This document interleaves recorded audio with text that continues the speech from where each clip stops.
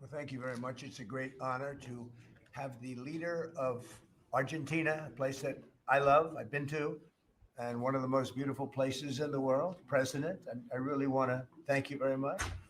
Uh, he's MAGA all the way. It's make Argentina great again. I heard about him when he was campaigning, and even before his campaign. He's a great economist, and he was saying a lot of very correct things. And he was very much in a conservative mode. And I heard all about you as you were running, and even before you were running, because as a tremendously talented economist, you were getting a lot of good write-ups, and I appreciated that. But he was make Argentina great again. It worked. I actually sent him some hats for his early part of the campaign, and then he called me. He wanted a lot more, and I said, "When does it stop? When will it stop?"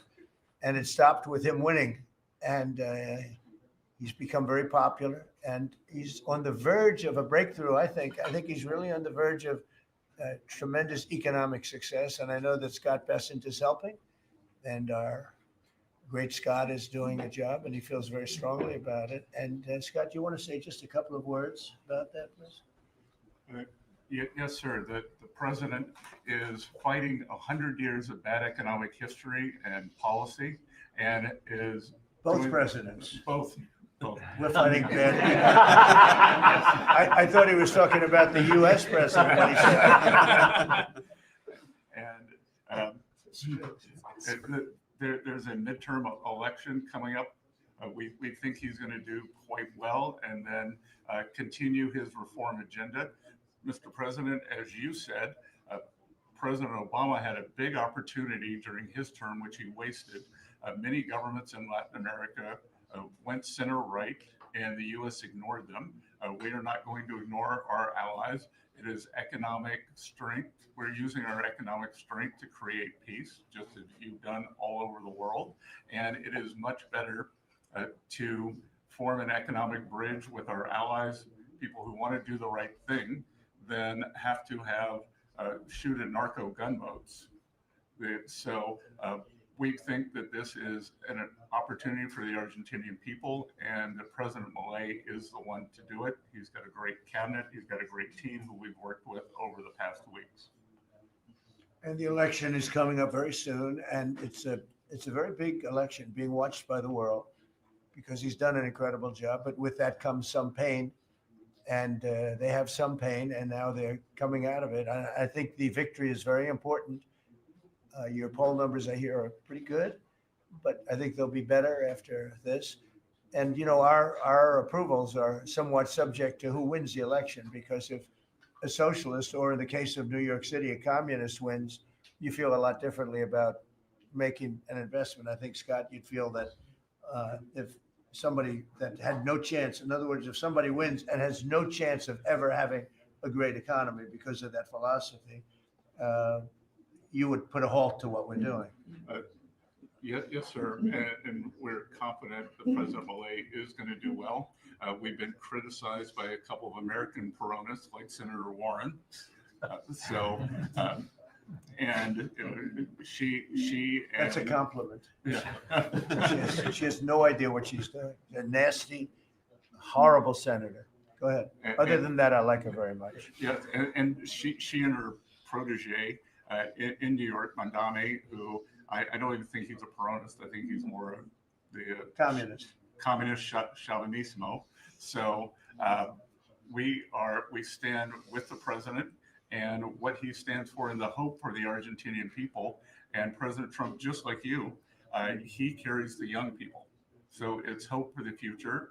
The Argentines have made the decision to shake off 100 years of bad policy. They went from one of the richest countries in the world to a ton of debt. And I think that with the bridge the U.S. is giving them and the strong policies, that Argentina can be great again. Thank you very much. Please, go ahead, please. Muchísimas gracias por esta recepción. Me siento muy honrado, muy especialmente en este momento en el que, digamos, gracias al gran liderazgo suyo, presidente Trump, ha logrado la paz en Medio Oriente. No solo este gran logro que ha sido alcanzar la paz en Medio Oriente, sino lograr el retorno de los 20 rehenes vivos. Además, quiero también felicitar por esa labor y por entender, digamos, la amenaza que es el socialismo del siglo XXI en todo el mundo, y en especial en América Latina, la labor de Marco Rubio. Y también quiero agradecer profundamente el enorme trabajo que ha hecho el secretario Bessent, digamos, para ayudar a superar este problema de iliquidez que tenía Argentina como consecuencia, digamos, de los ataques políticos que hemos sufrido por nuestros opositores que no quieren que Argentina vuelva a abrazar las ideas de la libertad y que quieran volver a abrazar ideas perimidas, fracasadas, que en el fondo no son ni más ni menos que caminos que conducen al socialismo. Así es que, en primer lugar, muchas gracias por recibirme, muchas gracias por lo que están haciendo por el mundo libre y muchas gracias al secretario Bessent por la enorme tarea que ha llevado a cabo y que, digamos, nos permite tener una ruta para poder transitar tranquilos y hacer lo que los argentinos de bien necesitan, y que creo que va a ser un buen caso para mostrar al mundo que las ideas de la libertad funcionan y generan prosperidad. Muchísimas gracias. Thank you. Thank you very much. Do we have a interpreter that wants to, you all either have that? Has everyone understood? Because I think you made a very important, profound statement, actually. But we could have it interpreted if you want. Does anybody want it interpreted? Would you like that? Would you like it? Can the interpreter speak what, do we have somebody set up for that? You want? It's actually simultaneous, so if the president would like to repeat his statement, we can do it. No, that's okay. Don't worry about it. We'll leave it that way. So it's an honor to have you here. And I just want to tell you that your career has been an amazing one, and it's going to continue with the election. You're going to win the election. We're going to endorse you. I'm going to endorse you today, fully endorse you. And, you know, people in Argentina like me. A lot of people like me. I'm even surprised myself. But we had a great week. We had a great weekend. We had a great period of time in the Middle East. It was very comprehensive. It went very rapidly, and I think it's going to lead to something that's going to be unrecognizable, certainly for the Middle East. What's taken place in the last few days, people can't believe it. I've never seen anything like it. I've never seen the love and the spirit. And I've done a lot of things. I've done a lot of deals. I've done a lot of political deals where countries come into line or whatever, but I've never seen anything like this, the level of love.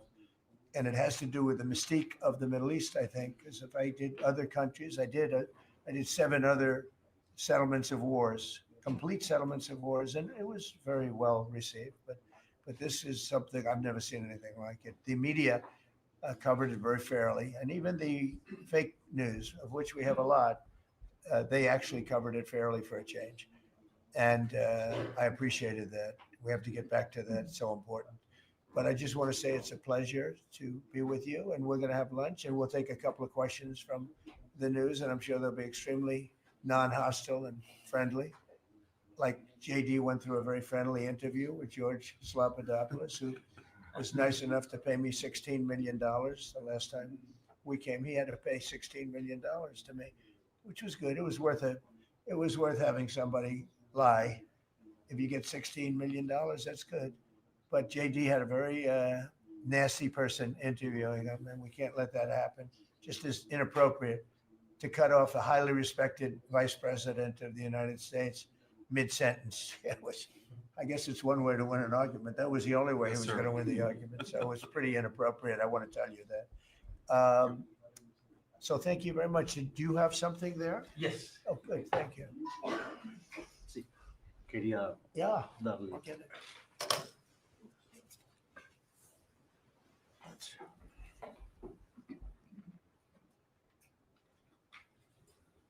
That's fantastic. Thank you very much. And when he did this letter, Mr. President, your settlement in the Middle East wasn't done. Ah, So we had to do a new letter let's do that. To include that, because this is a very important. You'll have to add one extra sentence. per paragraph. Exactly. That's great. Thank you very much. This is a great, such a beautiful statement. Thank you very much. Hmm. That's beautiful. Thank you. Mr. President, Mr. President, how is this Argentina? Why don't we talk about Argentina first? And then, go ahead. How is Argentina going? Mr. President, About the how is this influence of Argentina? China in Argentina? Go ahead. How is this Argentina rescue package America first? And is this rescue package meant to help President Milei's party in the coming election? No, it's helped. It's really meant to help a good financial philosophy where Argentina can, after 20 years of disaster, because it was very successful at one point, and it can be again, like Venezuela. Venezuela was very, very successful, and now it's a dictatorship. So when we can help our neighbors, we're making tremendous progress in South America. South America, Marco was telling me, he's like our great expert here. He really knows it. But you were telling me that so many of the countries are coming our way. And we had a few years ago, when I just came back, so I've been here now almost 9 months, but when I just came in, I was amazed to see how poorly we've done. We lost so many, and one of them was Argentina, would be lost if he wasn't there.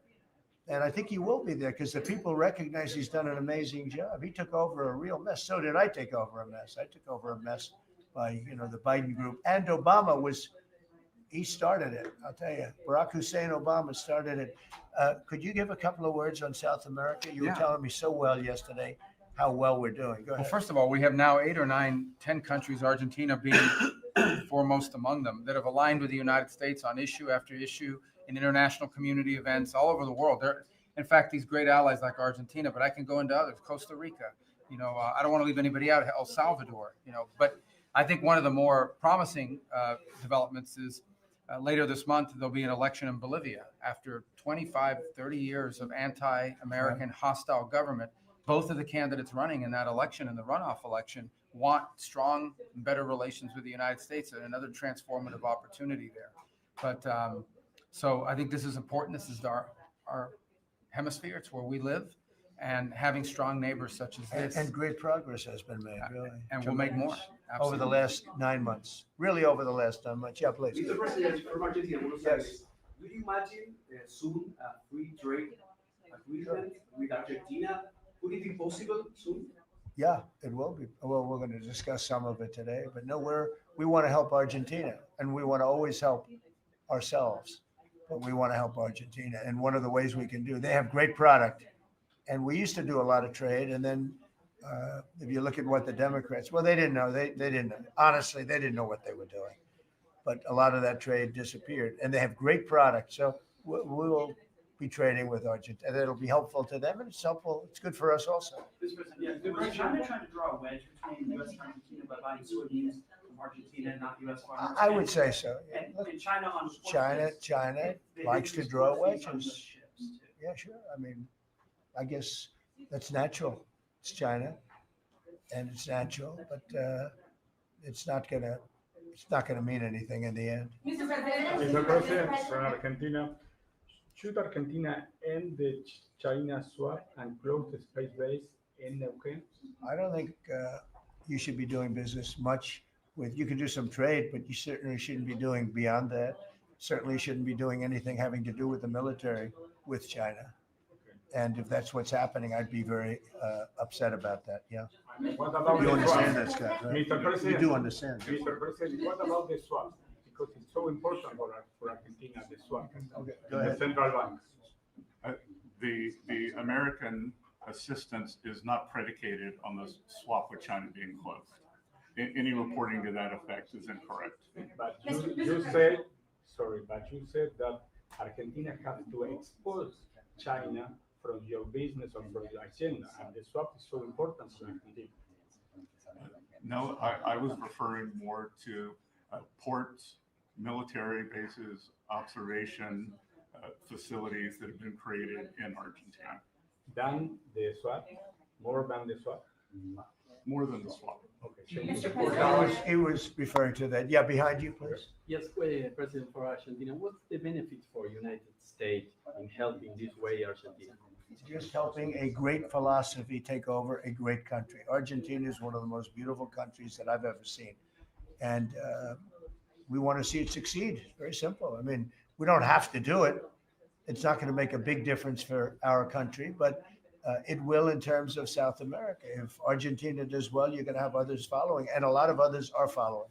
You have countries in South America that 2 years ago would have never even been thought of to go as democracies or as just countries that want to do fair and balanced trading. And now you mentioned Bolivia, but there are numerous other countries that are coming our way. And Brazil, as you know, I had a very good conversation with the president. I met him at the United Nations before I went up to speak, and then I found that he didn't have a speech because I had no teleprompter. They turned off my teleprompter purposely. They made it impossible for me. But it didn't silence me. I spoke without, and it was a good speech. I mean, it was a good speech. But no, think of that. You go into the United Nations, I'm speaking in front of 158 leaders and the whole world. And I look at my teleprompter and it's dead. They killed my teleprompter. They wouldn't let the man that operated into the booth. Can you believe that? You don't have any specific interest in economic terms for the I state? do have. No, I want to see it succeed. I think it's going to be great, and we will benefit also. But it's not that big a benefit because it's not that big a country, but it's a very important country. And it's a country that can be very successful. There are some countries that will never be successful. This is a country that has great potential if it has the right leadership, and you have the right leadership with this man right here. Okay. Mr. President, would you support dollarization? I would say that I'll leave that up to my my economic people, but I like the dollar. I'm very strong on the dollar. And anybody who wants to deal in dollars, they have an advantage over people that aren't. But for the most part, we're keeping it that way. I think if Biden would have, that group would have gotten elected, meaning Kamala, you wouldn't have the dollar as your currency anymore. You wouldn't have a world domination by the dollar if I didn't win this election. And now the domination, like BRICS. I told anybody who wants to be in BRICS, that's fine, but we're going to put tariffs on your nation. Everybody dropped out. They're all dropping out of BRICS. BRICS was an attack on the dollar. And I said, you want to play that game, I'm going to put tariffs on all of your product coming into the US. They said, like I said, we're dropping out of BRICS. And BRICS is like, they don't even talk about it anymore. Scott, you want to add to that? We're very happy with the current currency arrangement. Mr. President. Your ABC fake news. I don't want. Go ahead, Brian, please. First of all, congratulations. I don't take questions from ABC fake news. After what you did with Stephanopoulos to the Vice President of the United States, I don't take questions from ABC fake news. Brian, go ahead. Yes, sir. First of all, congratulations on achieving peace. You're indeed the peacemaker. Hard to believe, right? Did you ever think I was going to be called a peacemaker? Actually, I did. I did too. Go ahead. But on a lighter note, Elizabeth Farah, she is one of the hosts on ABC's show The View. She said a while back, I'll quote, "If Trump gets Israeli hostages out, I promise I will wear a MAGA hat for one day on this show and say thank you for doing it." Your response. Well, did she put the hat on? Well, she hasn't got the hat yet. Who is it? Which one? Elizabeth Farah. Oh, yeah. Well, she used to work for me. So she used to work here. I'll tell you about Alyssa. She worked here. She gave me the most beautiful letter when, the administration, the time came up, the election was rigged. I left. She gave me the most beautiful letter you've ever seen. I was a great president. What a great job. Some of the letters been quoted. This is Alyssa, who I never thought was very outstanding. I figured she would not make it. And she didn't have a big role here either. And then we had January 6th. And she left after that or before that, but she gave me the most beautiful letters. And then even months after she left, and while we weren't here any longer, she sent another letter, glowing letter, beautiful letter. And then she got hired by The View, and they gave her a couple of bucks, and she changed her view very quickly. I never thought she'd make it. Never thought she had what it took in any way. You know what that means. But she's on The View. But it just shows what a fraud The View is, because this woman gave me letters and statements. She said I was the greatest president in her lifetime. Now, she's not that old, so I didn't consider it a great compliment, but I've had better. Can we send her a hat? Well, recently I've had the greatest president of them all. I like that much better. Because I said, does that include Washington and Lincoln? Yes, sir, it does. I said, I like that person. So I think she's a joke. Mr. President, on Gaza, how long will it take Hamas to disarm, and can you guarantee that is going to happen? Well, they're going to disarm, and because they said they were going to disarm. And if they don't disarm, we will disarm them. How will you do that? I don't have to explain that to you. But if they don't disarm, we will disarm them. They know I'm not playing games. Okay. Now, we did something monumental. We got the hostages back. That was the first thing we had to do. Above all else, get the hostages back. Now, they misrepresented because we were told they had 26, 24 of dead hostages, if we can use those terms. And it seems as though they don't have that, because we're talking about a much lesser number. But that's a very tough subject. I want them back. That's what they said. I want them back. Also, they said they were going to disarm. And initially speaking, they needed, they did take out a couple of gangs that were very bad, very, very bad gangs. And they did take them out, and they killed a number of gang members. And that didn't bother me much, to be honest with you. That's okay. We had a couple of very bad gangs. It's no different than other countries. Like Venezuela sent their gangs into us, and we took care of those gangs. We have Washington, D.C. is one of the safest cities in the country. It was one of the worst cities in the country if you go back just a little while ago, right? Now it's safe. You can walk to work. Isn't it nice? But we have told them we want to disarm, and they will disarm. And if they don't disarm, we will disarm them. And it'll happen quickly and perhaps violently. But they will disarm. Do you understand me? Yes. You say Because quickly. everyone says, oh, well, they won't disarm. They will disarm. And I spoke to Hamas, and I said, you're going to disarm, right? Yes, sir, we're going to disarm. That's what they told me. They will disarm, or we will disarm them. Got it? Okay, What is next. the deadline? You say quickly, sir, you say quickly, but what is the deadline you're going to put on A that? reasonable period of time, pretty quickly. Mr. A President. reasonable period of time. Congratulations on the peace you achieved in the Middle East, first Thank of you very all. much. And my question is regarding Argentina. Does Are you continue? from Argentina? I'm from Argentina, yes. I like the Argentina. I like them much better than ABC. Than ABC fake news. Me too, sir. Yes, go ahead. Does continued U.S. support for Argentina depend on the results of the upcoming legislative elections and the ability of the government to pass long-lasting reforms through Congress? Well, I think if they don't do that, we're not going to be around very long. Scott, can you handle that one, please? We're confident that the president's party will and the coalition will do well in the election. And this aid is predicated on robust policies. And going back to the failed Peronist policies would cause a U.S. rethink. Thank you very much. It's a great question. It's a little like New York. You're reading in Argentina about New York. We have a problem. We have a communist who's 33 years old, doesn't know a damn thing. Practically, he's never worked a day in his life. And he sort of caught on, right? And I'm not going to send a lot of money to New York. I don't have to. The money comes all through the White House. And if they're going to be sending us stupid policies, communist policies, which is proven for thousands of years doesn't work. We don't have to prove it again. We're not going to ruin one of our great cities, because we'll make that great. We will clean up the crime in about 30 days. Took 12 days to do Washington, D.C., so New York is bigger. And Chicago, we've already made a lot of progress despite fighting from the government, but Chicago's doing great. Memphis is doing really great. We have great support there from the political leaders. They said, please come in and clean up crime. And we love it. We've in 1 week, Memphis is so good. It's so much better. We'll have it within a month. We'll have that into a safe city again. And all of these cities, we want to clean them up. We don't like that opposition. But if somebody's going to be a communist mayor of New York, it's a fluke if he gets in.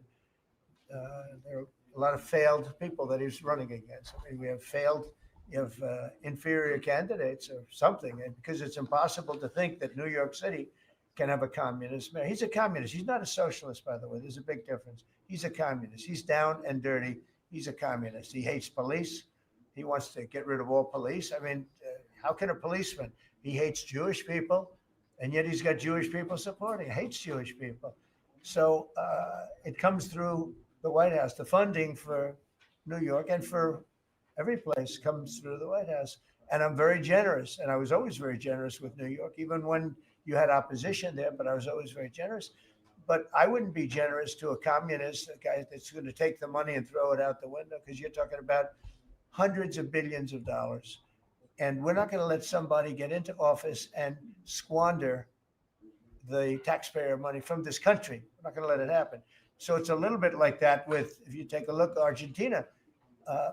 If the president doesn't win, I know the person that he'd be running against, I believe, probably, we probably have the person. The person is extremely far left and a philosophy that got Argentina into this problem in the first place.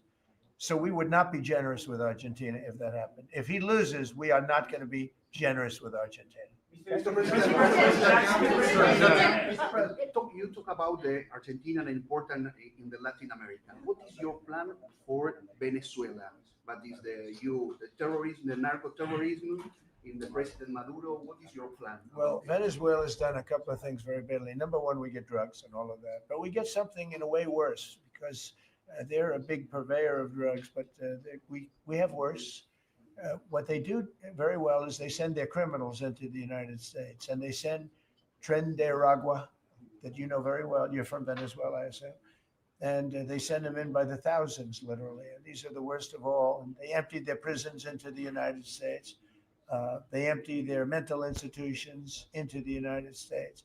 And because we had a president who's low IQ, he didn't realize what was going on. And the people that are high IQ that surround him, but they happen to be lunatics, radical left, they're highly intelligent, radical left lunatics, okay? So in a way, that's worse than having a guy like Biden. But they ran the show. You heard about the AutoPen, the person that really operated the AutoPen, but it was really the people that told the person that operated the AutoPen what to do. Those are the people that really were president, okay? So we're not going to stand for it in this country. And by the way, that AutoPen thing is under serious investigation. Just this, I don't think you care because you're from Argentina. You couldn't care less about that. But I just want to say, because I do the weave, you know, the weave, cover a lot of different subjects. But the people that are involved in that AutoPen scam, because he barely signed anything. I mean, this guy, I don't know how you can be president. He barely signed it. But the only thing we can find for sure is that he signed Hunter's pardon, his pardon. Hunter's pardon, I like that. That's a combination. So we're going to work very much with the president. We think he's going to win. He should win.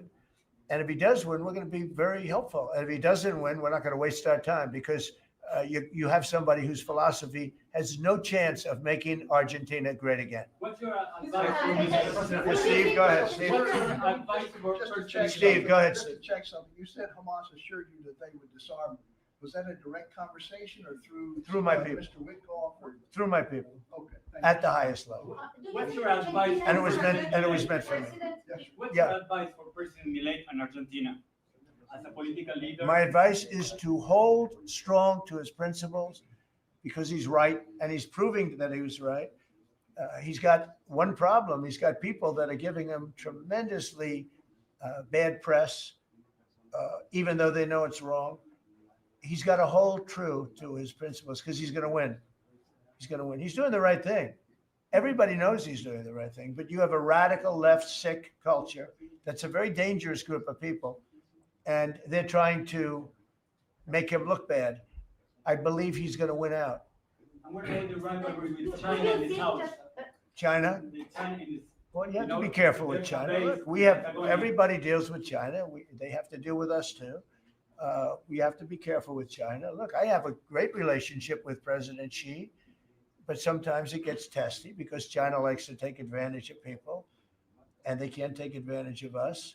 but we have a fair relationship with China, and I think it'll be fine. And if it's not, that's okay too. You have to do and go where the punches are thrown. You got to put up the blocks. We have a lot of punches being thrown, and we've been very successful. Look, we have the most success. I think we're the most successful we've ever been as a country. We have now close, I've been saying 17, we have, I think, close to or maybe even exceeding $18 trillion going to be invested in the United States. That's more money than ever invested in any country before. Even countries with much bigger populations like India or like China, nobody's ever had $18 trillion invested in the country. We have, and that's because of November 5th election, because I won. Oh, if she won, you'd be negative. You'd have people getting out of the country. This country would have been in a major depression. If she won, we would have been 1929. They'd like to see that anyway. That's why they keep the government closed. They have a shutdown based on nonsense. They want to give away 1.5, think of it, they want to give away $1.5 trillion to people that come into the country illegally. And as you know, the borders now are closed.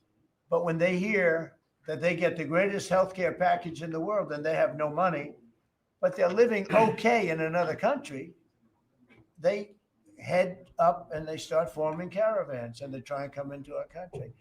But the big problem is they want to give health care to people that should not get health care. They want to give health care to illegal immigrants by the millions. Look at Gavin Newsom, what he's done. He's ruined California. He gives health care to anybody. And I guess they do it for votes. I actually think it's bad politics, but I guess they do it for votes. So I'm with this man because his philosophy is correct. And he may win and he may not win, but I think he's going to win. And if he wins, we're staying with him. And if he doesn't win, we're gone. How can the Argentina can help to the peace process, to the Middle East peace process? They can help by doing well. If Argentina does well, that's helpful because they know we help Argentina. So if Argentina is successful, that's great because they view us as somebody that helped Argentina and they did well, and the United States maybe will help them and they're going to do well. So the success of Argentina would be a great feather in the cap of the USA because we're helping them. Right? You understand? Yeah. Yeah, please, behind you. Behind you. Thank you, Mr. President. Last week you said that NATO should consider expelling Spain. What? You said that NATO should consider expelling Spain. Would you support that? What? Expelling Spain? NATO consider expelling Spain. Oh. I'm very unhappy with Spain. They're the only country that didn't raise up their number to 5%. Every other country in NATO raised up to 5%. And Spain is doing very well off our backs. So I'm not happy with Spain. Spain gets protection, and they know, look, they're sort of in the semi-middle of it. So they're going to get protected automatically. Even if you don't want to protect them, you're protecting them because of the way they're located. And I think what Spain did is a very bad thing for NATO. I think it's very unfair to NATO. It wouldn't matter if you said you're not going to protect them because they're pretty much protected. What are you going to do? Go through the other countries and let's go attack Spain, right? So I think what they did is not nice. I think it's very disrespectful to NATO. In fact, I was thinking about giving them trade punishment through tariffs because of what they did. And I may do that. I think unbelievably disrespectful. Spain, the only one out of all the countries in NATO, the only one that said that is Spain. And I think that's, I think they should be punished for that. Yes, I do. On the government shutdown, you have the money to pay the troops on. I do. Okay. How? I actually have a man who is a very wealthy person. You'll know that when I tell you this, who called a donor, a great gentleman, and he said, if there's any money necessary, shortfall for the paying of the troops, that I will pay it, meaning he will pay it. How about that?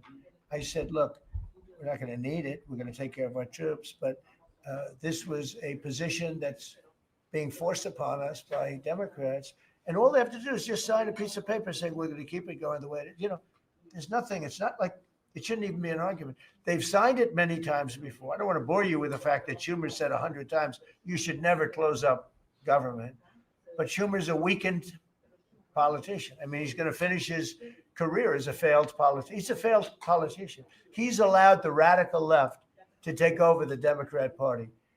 So if they write books about that, if they write books about him, they're going to have to say that his career ended by allowing the radical left to take over the party. I mean, I won an election in a landslide because people are not into the radical left, and the Democrat Party is. People didn't want to see men playing in women's sports. They didn't want to see transgender for everybody. They didn't want to see all of the different things that they do that's so crazy. Open borders. I mean, the worst thing that he did to us, not inflation, because we fixed inflation. Prices are way down. I don't know if you saw that gasoline went to 58 just now. Did you see what's going on with gasoline? No, $58 a barrel. Nobody can believe it. I'm very proud of that. You know why? Because we're pumping like we've never pumped before. Because if you get the gas price down, everything else comes down. It's very simple. And he went away from my policies, and you had the greatest inflation. The last administration had the greatest inflation in the history of our country. And now, as you know, groceries are down. It's all down. We're doing good. Are you settling in for a long, is this going to be a long term? It's up to them. All they have to do is just vote to extend. We don't need it. We're not saying we want money. All we need is a right to extend. They want a right to extend, but they want $1.5 trillion so they can give it away to illegal immigrants, the people that are invading your cities. And many of these people, for whatever reason, I mean, I understood this. I called it a long time ago. These countries are run by people I know, friends of mine. Like, I know this gentleman. I hope you haven't sent. He probably did too. Why not? They send up their worst people. They send up people that are criminals. They send up people from jails. And at best, the best ones they send up are people that don't work very hard and that are on a social form of welfare. And they're sending those people into the United States. I don't blame them. I'm angry at them, but I don't blame them. But I'm really angry at Biden and Kamala and that group of lunatics for allowing it to happen, because it's the hardest thing. Now, you know, we're sending them out. It's incredible the job that Christie and Tom Holman and the whole group is doing. But we shouldn't have to be doing that. We're doing a lot of work on getting people out of here. Tren de Aragua has caused tremendous damage, and our soldiers are great. You know, our soldiers are now based on merit. They're not based on woke, because we won the case in the Supreme Court, which was the bravest case. I have such respect for the Supreme Court because of what they did with merit, because our country was built on merit. Countries are destroyed on woke. You know, I made a statement and I hated to make it because it sounded bad, but everything turns to, you know what, when it goes woke. You remember the term. I don't like to use it because you might have some children listening, but it turns bad. And no, we have the hottest country right now anywhere in the world. That's why he's here. That's why every other country wants to meet here too. But we only have so many hours in the day and days in the week. But get the hottest country. Think of it. We were a dead country a year and a half ago. And now we have the hottest country anywhere in the world. It's pretty good. Did a good job. Okay, any other questions? Go ahead, you. Would you like to visit Argentina soon? There is a invitation for that. What does that mean? Do you like to visit Argentina? I do. I would love to. I'm just a little busy. I would love to. I'd love to go to Argentina. I'd like to be like Biden. I'd like to go to the beach. You know, my legs are not quite as thin as his.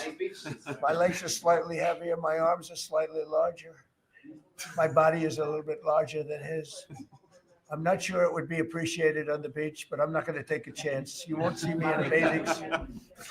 You won't see in a bathing suit sitting on a beach in Argentina, falling down, and not being able to lift a 3-ounce chair meant for old people to lift, and he couldn't lift it, so he had a problem. He spent too much time on a beach. Somebody told him that he looked good in a bathing suit.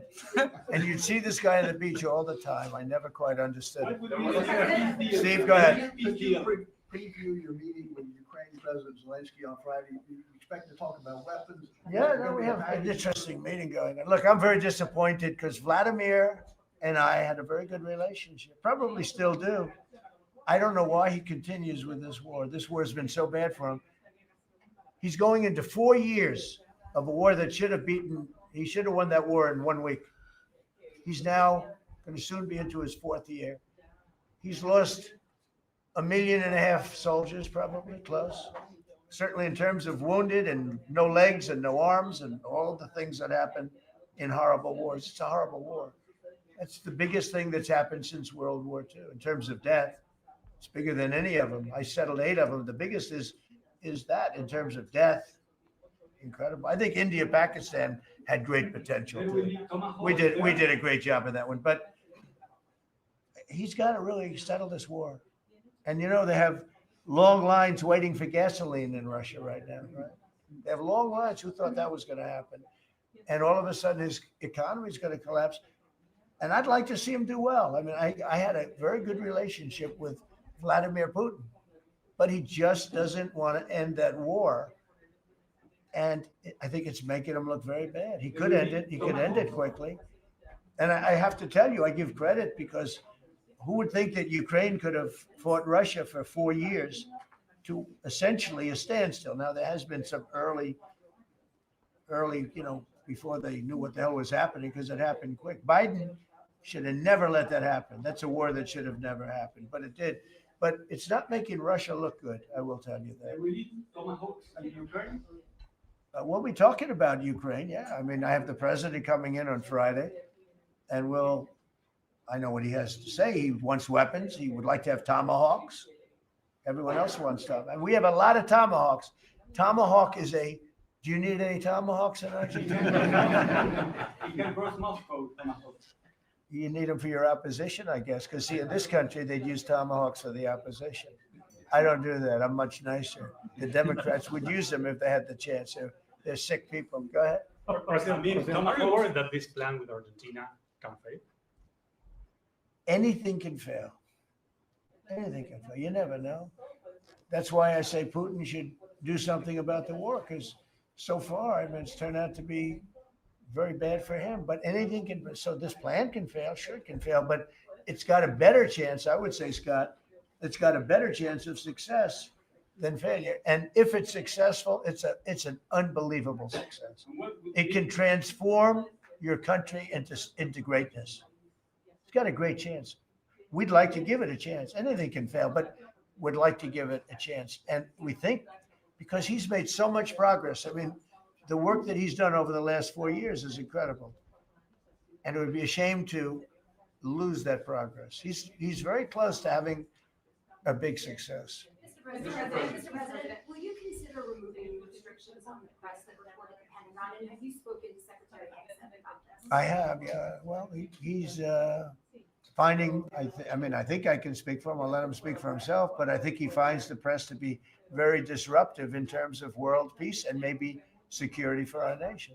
Press is very dishonest. Not you, but the press is very dishonest. You have something to say? Well, I very much appreciate the question because it was interesting to watch. We had a chance to go along on the historic trip of Middle East peace, which our generation of veterans never dreamed would be possible. So you would think that the Pentagon press corps of all press corps would be front and center across the board on wanting to give credit to the president for forging this kind of peace. And instead, what they want to talk about is a policy about them, which simply says maybe the policy should look like the White House or other military installations where you have to wear a badge that identifies that you're press, or you can't just roam anywhere you want. It used to be, Mr. President, the press could go anywhere, pretty much anywhere in the Pentagon, the most classified area in the world. Or also that if they sign on to the credentialing, they're not going to try to get soldiers to break the law by giving them classified information. So it's common sense stuff, Mr. President. We're trying to make sure national security is respected, and we're proud of the policy.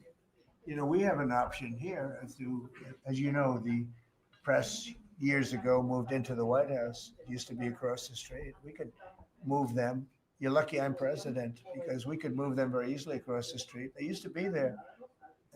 They would have more room. We have a beautiful, nice space. You can sit all by yourselves and have fun. Instead, you walk around the White House talking to anybody that can breathe. And, you know, but I find that when it comes to war, and now our great Department of War, we have some great people over there. I think it's sort of, it bothers me to have soldiers and even, you know, high-ranking generals walking around with you guys on their sleeve asking them, because they can make a mistake and a mistake can be tragic. They can do it innocently too. They can, you know, and they're not press people. They don't really deal with the press, so they're not really necessarily good at it. Although I think it's mostly instinctual one way or the other. You're either good at things or you're not. But I could see you being bothered by that. And so you have them in an area and you treat them fairly, but they're not allowed to go into Much like the, somebody's office and sit with them for 10 hours. yes, sir. Yeah, I can understand. Boston Go ahead. had some street takeovers that we saw. Are you going to work with or try to work with the mayor of Boston? And then they have a World Cup, they have several World Cup games. I know Argentina has World Cups. They have several World Cup games. Could those games move to cities that do work? It could. We could take them away. I love the people of Boston. I know the games are sold out, but your mayor is not good. They're worse than her. At least she's intelligent. You know, some are extremely low IQ. Those bother me more. She's intelligent, but she's radical left. And they're taking over parts of Boston. That's a pretty big statement, right? We could get them back in about 2 seconds. All she has to do is call us. We'll go in and take them back. But she's afraid to because she thinks it's bad politically. She could take them back too. The Boston police are great. I mean, I know them. They love me. She'll never tell them to go after Trump because they love me and I love them. And I got a tremendous police vote and military vote, you know, and fireman vote, all of them. No, I think she is hurting Boston. The answer is yes. If somebody is doing a bad job, and if I feel there's unsafe conditions, I would call Johnny, the head of FIFA, who's phenomenal, and I would say, let's move it to another location. And he would do that. He wouldn't love to do it, but he'd do it. Very easily he'd do it. And this is the right time to do it. If I thought Boston was doing something that was going to cause safety conditions for the World Cup, I could say the same thing for the Olympics, because, you know, we have events that are in different locations for the Olympics. It's based in LA. If I thought LA was not going to be prepared properly, I would move it to another location if I had to. On that one, I'd probably have to get a different kind of a permission, but we would do that. Gavin Newsom, he's got to get his act together, because had we not gone in at the beginning of my term, had we not gone in with a very strong, powerful force, they would have lost LA. Now, you already lost 25,000 houses to fires. You got a big scar right in the middle of the city. And that should have never happened, because they should have had the water flowing in from the Pacific Northwest. All they had to do is open up the valves. He didn't want to do it. And he didn't want to do it. He says for environmental reasons. I don't believe that. But, you know, for some reason, he didn't want to do it. Lost 25,000. You had no water in the fire pumps. You had no water in the sprinkler systems in the ceilings. There were no houses. Normally the things would go in the. You might not have lost 2 houses. So if he doesn't play ball, we're going to have to be very tough with him. He's done a bad job. You know, just to finish off on that. So when we went in, we did a phenomenal job. We went in with great force, and that was the end of it. We put it out. We extinguished that fire, which was agitation, and it was a very dangerous position to be in. And we went in and did a great job. But the chief, said we could have never done this without President Trump and without the federal government coming in. Okay, that was it. He said that. Now, 2 or 3 weeks later, he said, oh, we could have done it. But he knows he couldn't. The city was going to be taken over if I didn't go in. And you have to remember that. Los Angeles was going to be taken over. And we have it where the chief said it, I believe, numerous times. But that was as it was happening. That was a rough one. That was nasty. And if we saw a situation like that, yeah, we'd be forced to make a move. Boston better clean up their act. That's all I can say. Go ahead. One more question. Mr. President, talking about shutdowns. Yeah, please. Do you feel any urgency to end the shutdown in the next week, 2 weeks, or would you be fine if this stretches into November and then toward the holidays with folks not getting paid? Well, you know, shutdown, we've had many, many shutdowns, and this is a shutdown that shouldn't have happened. A group of people brilliantly decided to make it after the election. I said, thank you very much. In other words, give it to Trump instead of Biden. So it shouldn't happen. And likewise, debt ceiling shouldn't have. But the big, great, big, beautiful bill solved the debt ceiling problem for. Is there a 2 point where years. you would reach out to? No, all no, parties here's what's that happening try in the to shutdown, though. Honestly, can I put it in plain words for you? And you're a smart guy, so you'll understand, but a lot of people don't. The Democrats are getting killed on the shutdown because we're closing up programs that are Democrat programs that we were opposed to. So we're being able, and they're never going to come back in many cases. So we're being able to do things that we were unable to do before. So we're closing up programs that are Democrat programs that we wanted to close up or that we never wanted to happen. And now we're closing them up. And we're not going to let them come back. The Democrats are getting killed. And we're going to have a list of them on Friday, closing up some of the most egregious, socialist, semi-communist, probably not full communist, we're saving that for New York, but semi-communist programs. And we're closing them up. We're not closing up Republican programs because we think they work. So the Democrats are getting killed, but they're not telling the people about that. I say it, nobody, well, I haven't said it probably as bluntly as I just said it, but so we are closing up Democrat programs that we think that we disagree with, and they're never going to open again. Thank you very much. Thank you, everybody. Thank you.